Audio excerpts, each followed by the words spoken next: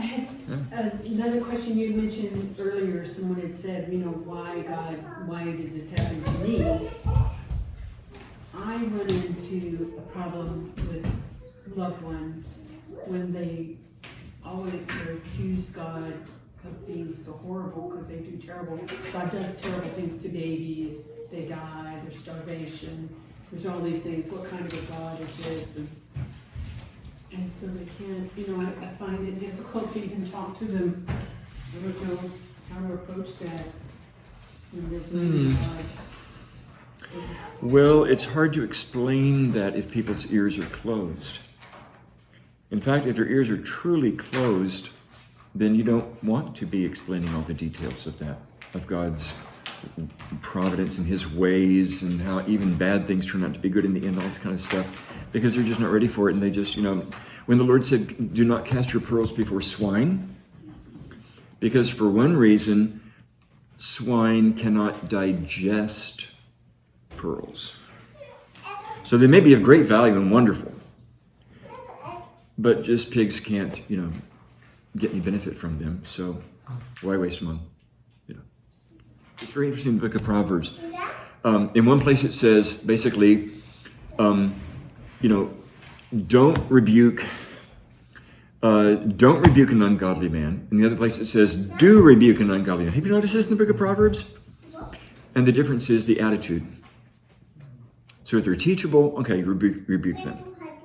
I mean, at least fire a warning shot, at least no one ever, they can never say, nobody ever told me.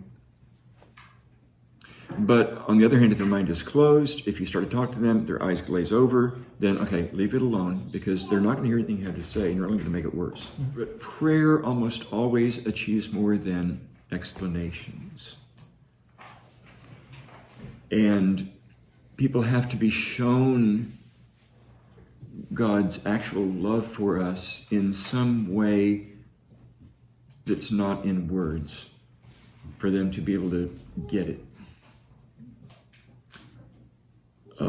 I'm a priest and I have great difficulty explaining this to people when they say, when you see obviously that they're just shooting themselves in the foot all the time, but they think, God's just preventing me from being successful. God's just doing this. God just won't let me succeed. God is, the more I pray, the more God gets on my case. And you're thinking, okay, like you're doing it all to yourself, but you can't really tell them that. They're not in a position to really accept that. They just can't hear it. So then you have to pray for them. And and by the way, St. Paisios of Mount Athos said that we think we have to sort of, he was talking about teenagers, okay? But he says, parents have the idea that they have to, it's their job to correct their teenagers for everything they're doing wrong and explain why they shouldn't be doing that. And he said, if your teen isn't going to listen to you, then don't tell them, if I've told you once, I've told you 1,000 times, or these kind of things parents say. He said, don't do that. You can actually talk to God to ask God to explain the matter to them. And he will. And in one case, it was not with teenagers, because, I'm a monk since I've been in the monastery since 19. But I don't have any children, except for spiritual children. But, what was I going to say? A situation came up that was very difficult, and I was going to have a very difficult conversation with somebody. I wasn't sure how that was going to go. Then I remembered what St. Paisios said. So I said, okay, I'm going to try it. So I'm not going to say a word. Not a word. God, please talk to this person. Tell them, explain to them, show them. And it did work. All of a sudden, actually, I don't think, no. Actually, I think we can be more, things came out very differently. I don't want to say the rest. But things came out very beautifully. because I kept my mouth shut and asked God to talk to that person,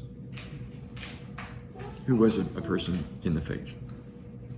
So, yeah, that worked quite amazingly. So, in the case of your relatives or whoever, a priest once told me something that has always been helpful to me.